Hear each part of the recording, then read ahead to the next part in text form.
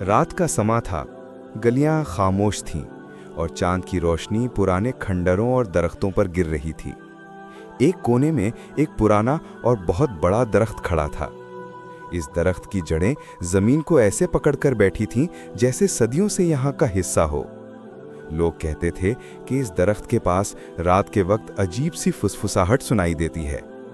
बचपन से हर बच्चे को डराया जाता था, रात को उस दरख्त के पास मत जाना, वहां साए रहते हैं। लेकिन इस गली में एक लड़का था, साद। साद के दिल में हमेशा एक ऐसा शोला जलता था जो सच्चाई की तलाश करता रहता। साद जवान था, लेकिन उसकी आदत अब भी बच्चों जैसी थी।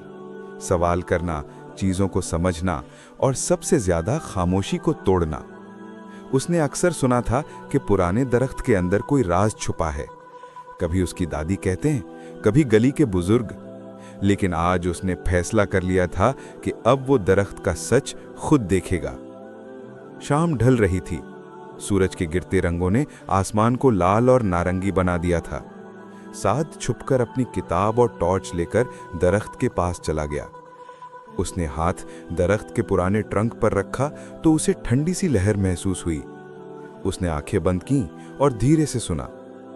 हवा चलती तो लगता जैसे कोई धीरे धीरे बोल रहा हो, जो सच्चाई ढूंढता है वो कभी अकेला नहीं होता। साद ने घबराकर टॉर्च बंद कर दी।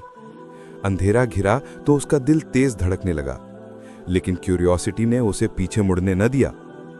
अगली सुबह साद ने अपना बेलचा उठाया और दरख्त के नीचे जमीन खोदना शुरू की।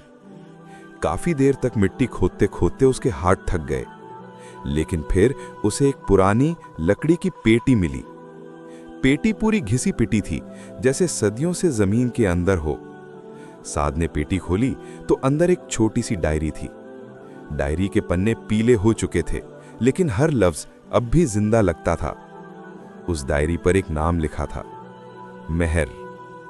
साद ने डायरी घर ले आया और रात को लैंप के रोशनी में पढ़ना शुरू किया। मेहर एक लड़की थी जो बहुत सालों पहले यहां रहती थी। उसने अपनी डायरी में लिखा था, ये दरख्त मेरा दोस्त है। जब दुनिया मुझसे बात नहीं करती थी, मैं इसके साये में बैठकर अपने जज्बात लिखती थी। मुझे लगता है कि दरख्त मेरी हर बात सुनते हैं। शायद एक दिन कोई मेरी डायरी पढ़े और समझे कि इंसान की असल दौलत मोहब्बत और सच्चाई है। साद हर पेज पढ़ता जाता और उसका दिल बोझल होता जाता। मेहर के अल्फाज उसे लगते जैसे वो अब भी उसके पास बैठी है, जैसे हवा के जरिए अपनी कहानी सुना रही हो। उसने डायरी के अगले पेजेस में देखा कि मेहर तन्हा थी। उसने अपने सपने, अपने दुख और अपनी दुआएं लिख दी थीं। कहीं लिखा था, कभी कभी रात को लगता है कोई मुझे सुन रहा है, शायद मेरी आवाज हवाओं में जिंदा रह जाए।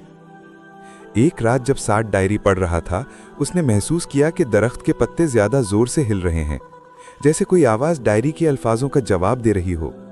उसने आंख बंद की तो हल्की सी फुसफुसाहट सुनी, शुक्रिया, तुमने मेरी बातों को जिंदा कर दिया।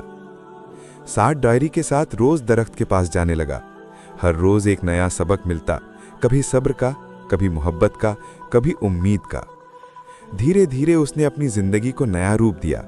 जो लड़का सिर्फ सवाल करता था, अब वो अपने जवाब खुद लिखने लगा। समय गुजरता गया, लेकिन साद के दिल में वो पुराना दरख्त और मेहर की डायरी हमेशा जिंदा रहीं।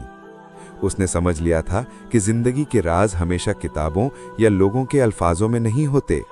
कभी कभी वो खामोशी, हवा और पुराने दरख्तों के फुसफुसाहट में छुपे होते हैं।